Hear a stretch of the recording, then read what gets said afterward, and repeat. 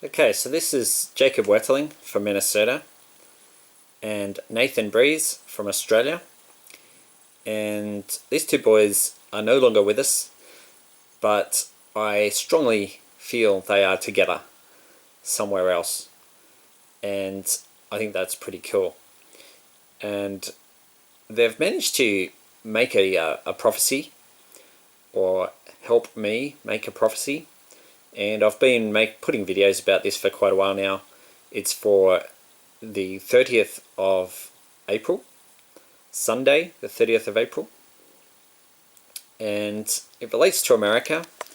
I've made clear in a lot of my videos that the date will be Monday the 1st of May in Australia, and it will be Sunday the 30th of April in America, because it really depends where you are as to what the date is.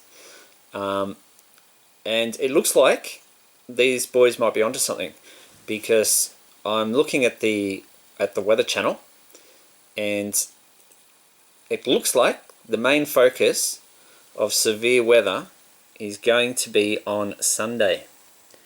So this article is from Friday. A potent system will increase the risk of severe storms, including flooding and tornadoes, this weekend in the South Plains and the Midwest. I'll play the video in a second, but first of all, just the highlights. Large hail, damaging winds and tornadoes will be possible over the weekend for the area that's going to be affected, and flash flooding will also be a major threat, particularly over the weekend. A potent low-pressure system will spark severe thunderstorms, including the risk for tornadoes, continuing Saturday and lasting through at least Sunday in parts of the Southern Plains, Mississippi Valley, South and Midwest. Heavy rainfall is also expected, which will be a significant threat of flooding as well. And given that Jake's last name is Wetterling, yeah, I guess you'd have to expect flooding from a prediction by Jake. So a severe storm forged a path across southern Illinois and Indiana on Friday evening.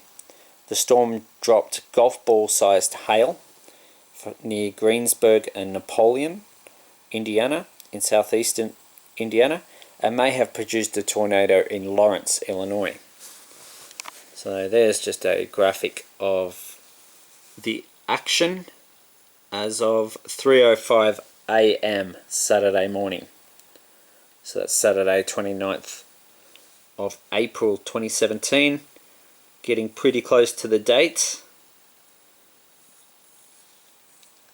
Sunday the 30th. An active jet stream and increasing warmth and humidity will clash in classic late April fashion through at least Sunday.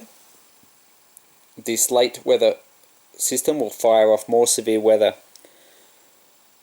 Late week weather system will fire off more severe weather from the Southern Plains into the Midwest Saturday, and will then slowly shift further east on Sunday. So the next energetic jet stream disturbance will swing into the plains from the Rockies this weekend. Severe thunderstorms and flash flooding will both be serious threats. So that just breaks down the threat overnight, Friday, Saturday. There's an image of the severe thunderstorm or thunderstorm threat for Saturday, 29th of April 2017, and then for Sunday. And because of the accumulating rainfall, Sunday is likely to be the day which sees the most problems. And St. Louis is still in that area of severe thunderstorm warning. So the flash flood potential. With the cold front slicing into the east, we also can't rule out a few strong or severe thunderstorms ahead of the front on Monday.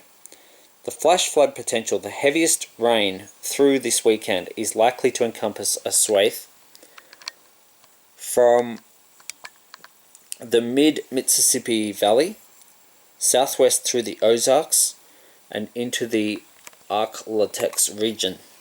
Many locations will see at least 3 inches of total rain during that time, with locally much higher amounts given the already saturated ground and the slow movement of this system. Dangerous flash flooding is likely, particularly in mountainous terrain. River flooding will likely worsen this weekend and into next week.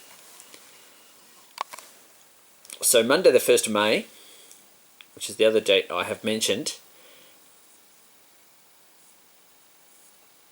partly to confirm that I am talking about Sunday the 30th in the United States. But it's the 2 dates, Sunday and Monday, the 30th of April and the 1st of May, is what I've been talking about, and that shows you the rainfall where the heaviest rain is likely to be. And you can see 3 to 5 inches is a lot when it's falling on ground that's already saturated. So a very serious situation could develop from that heavy rain. So April 27 is when I said there would be a sign in the weather, and a tropical cyclone formed off northern Australia on the 27th of April.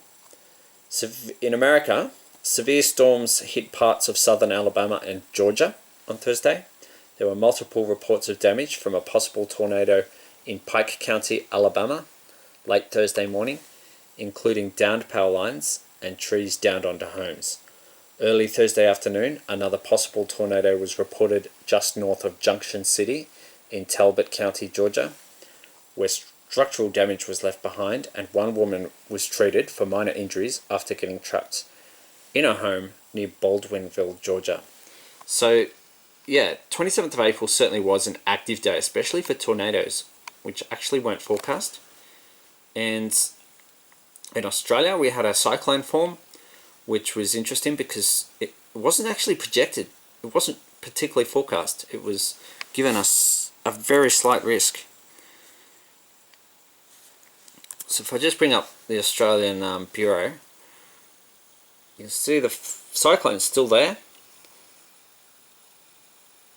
It's Tropical Cyclone Francis. It's interesting that it formed on my birthday, because if I'd been a girl, I would have been named Francis. Tropical cyclone. If you just bring up the details, it's back to a category 2 now. It did become a category 3 for a while, and yeah, that's its current position.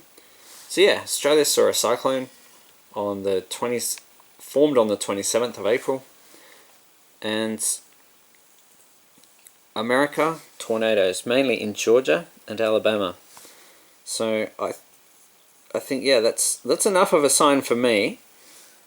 And basically the nature of the prediction was that there'd be a sign on the 27th of something that's going to happen on the 30th. So 2 people were injured by a possible tornado in Clayton, Alabama, Thursday evening. The apparent tornado caused damage to a home. 2 tornadoes likely touched down in western Kansas on Thursday, near Kendall and Colorado. These tornadoes, if confirmed, occurred in extremely dry air with dew points in the low 40s. So that's really unusual as well. So there's a lot of unusual aspects to both the tornadoes in America and the tropical cyclone in Australia, in terms of neither was really thought very likely to happen. So there you go. That's the current situation, and I'll play the video now. Well, we have a lot of severe weather coming up over the next couple of days. We've already had a little bit of a preview of that. Places like Cape Girardeau, Missouri, where you had some hail falling there. Of course, this is a big-time wind gust there. Russellville, Arkansas, that's some great video. Had a couple of tornadoes on a Thursday in parts of Alabama, Georgia, also the plains. But this stuff is going to be all over the place over the next couple of days. I know it's been a really active severe weather season so far, and that's pretty much going to continue. Now, I know through a lot of Friday we didn't see much severe weather, but we knew that was going to be the case. These storms are going to be going on through the overnight, and then basically a couple of days after that, they'll just keep moving toward the east. So we'll make sense of all this, okay? So these are where the overnight storms will be. This entire area, all the storms that form overnight, they'll have the potential of producing some big hail, damaging wind, and even a couple of tornadoes. For sure. So there's the area we're looking at. You can see it extends all the way from the central Appalachians back into the plains. You see this little impulse coming in on the left side of your screen there in Oklahoma, Kansas? I think that's going to really fire up on Saturday afternoon, okay? So be prepared for that. On Saturday afternoon, tornadoes certainly possible any of these days, and this is a slow-moving storm system. It's a multi-day severe weather event. Decent chance for tornadoes both overnight and into the day on Saturday. And you can see how that kind of pans out here with the storms along the line. Lots of wind damage, big hail in these guys as well. And actually Sunday we'll still have a severe weather chance too. I mean, you look at this, a little bit farther toward the east, Tennessee Valley, Mississippi River Valley, everybody's going to have a shot at some of it. So you go. And I might just finish up by mentioning that he just mentioned the threat of tornadoes on Saturday. Well, Nathan Breeze died on Black Saturday. He died in the Black Saturday bushfires in Australia. And going back to Halloween 2015, I was in a library and I came across a book called Red Rain by R.L. Stein. And in that book there's 12-year-old twins, Samuel and Daniel.